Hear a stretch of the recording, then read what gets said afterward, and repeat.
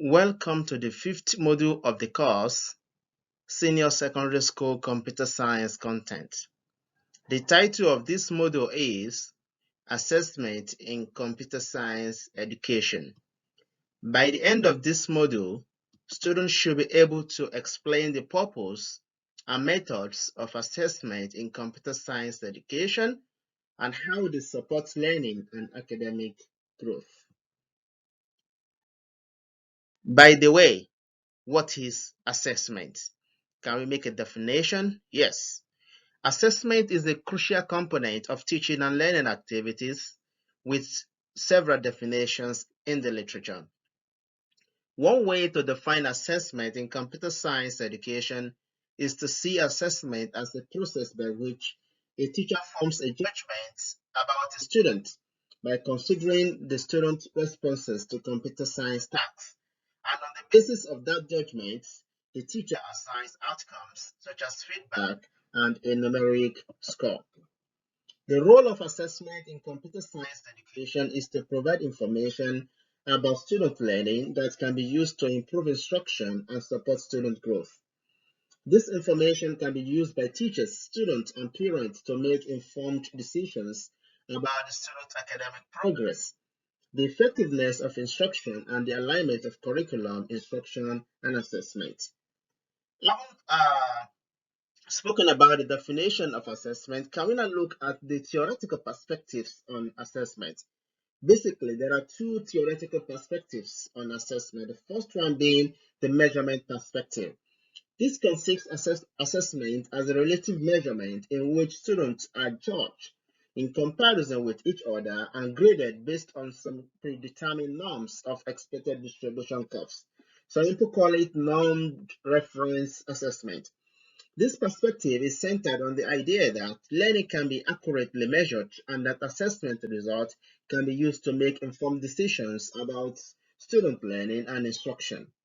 The purpose of assessment in the measurement perspective are for ranking, sorting, comparing, and evaluating student general knowledge within a broadly conceived area of achievement.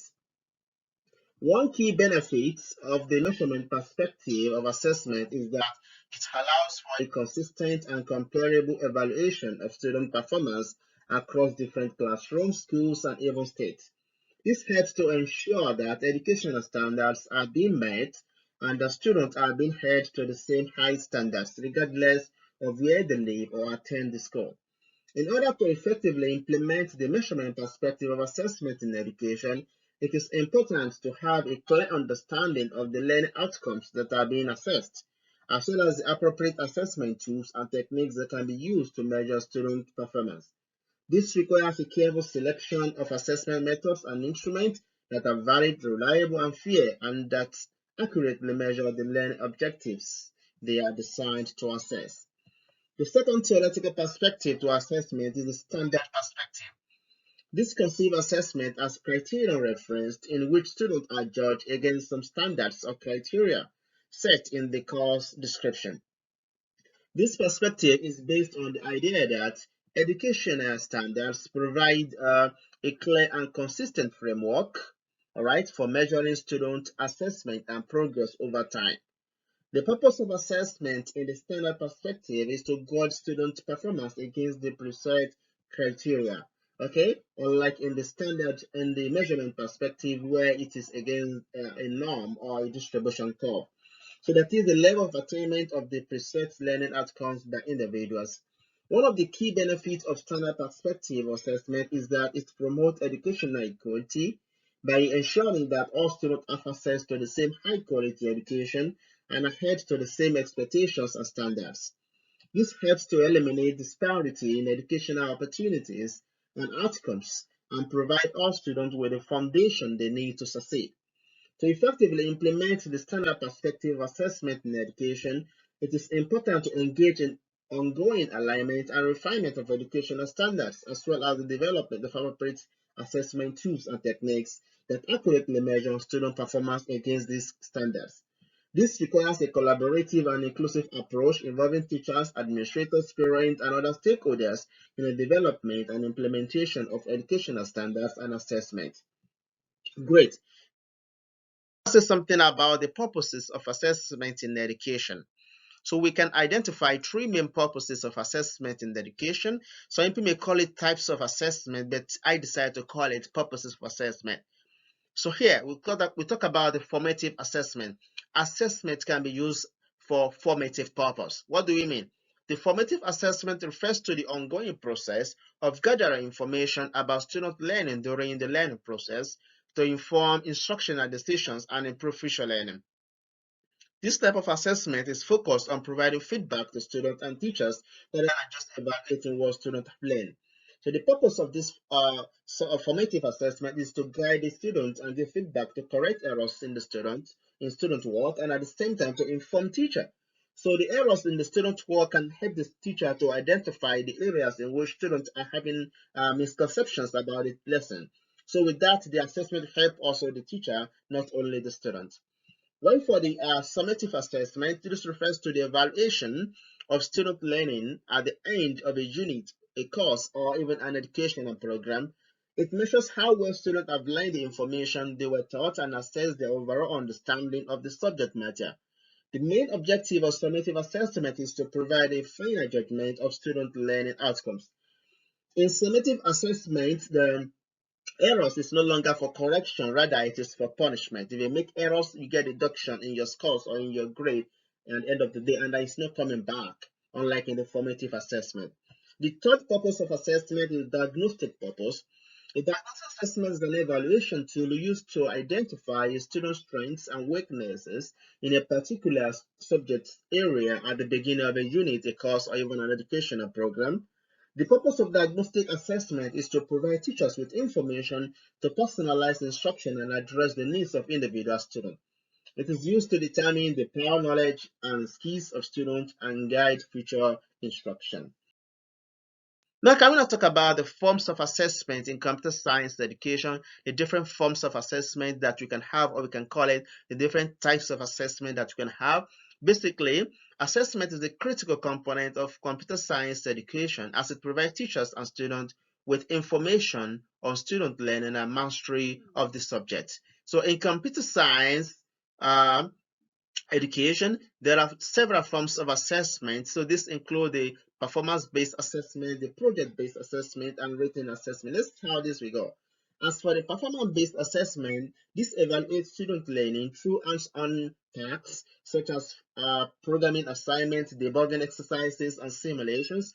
So this form of assessment allows students to demonstrate their understanding of computer science concepts by applying what they have learned to real-world problems. The benefits of performance-based assessment include the ability to evaluate problem-solving skills, critical thinking skills, and as well as creativity. Okay, the second form of assessment, the project-based assessment, this evaluates student learning through the creation of a project such as a software application or a website. So this assessment allows students to apply their computer science knowledge to complete a real-world task, demonstrating their understanding of the subject matter. The benefits of program-based assessments, project-based assessments rather, include the ability to evaluate the application of computer science concepts, collaboration skills, and creativity. The last form of assessment I'd like to look at has to do with written assessment. These are evaluations of student knowledge through written responses such as essays, short answer questions, and multiple choice questions. So this assessment allows students to allow teachers to evaluate student understanding of computer science concept and terminology, as well as their ability to communicate their knowledge. The benefits of written assessment include ability to evaluate student understanding of the subject matter and their ability to communicate their understanding. Great. So it is important in a computer science education to align assessment with learning outcomes. But how can we do this? Let's have some thought. Align assessment with learning outcomes is crucial for effective evaluation of student learning and support for student growth.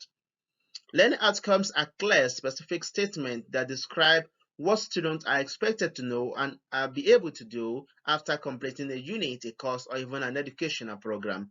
Assessment should reflect and measure student progress towards these learning outcomes.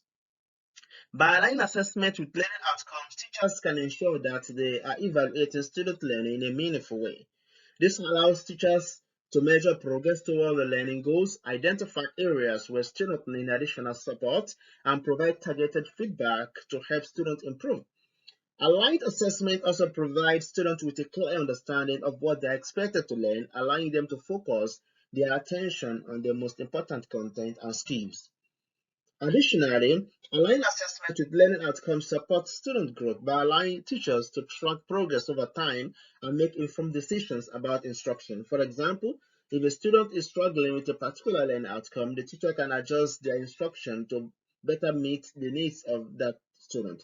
On the other hand, if a student is excelling in a particular area, the teacher can challenge them with more advanced work to support their continued growth.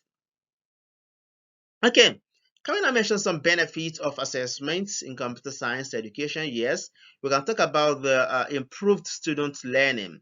What this means, assessments provide students with feedback on their understanding and performance, so helping them identify areas for improvement and focus their learning efforts.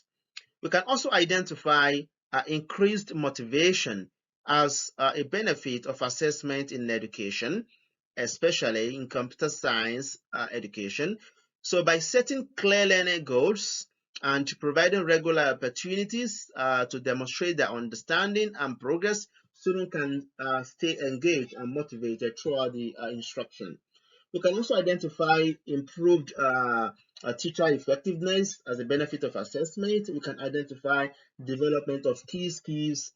We can also identify accountability. This is very important aspect, and I would like to say regular assessment help hold students accountable for their learning and can motivate them to work harder and make more progress. In fact, it's also guiding teacher to be accountable as well, because what you set and you assess them, you set as the learning outcomes and you assess them on it. Student can hold you accountable, okay, for getting the alignment between the two, especially the learning internal learning outcomes as well as the assessment tasks.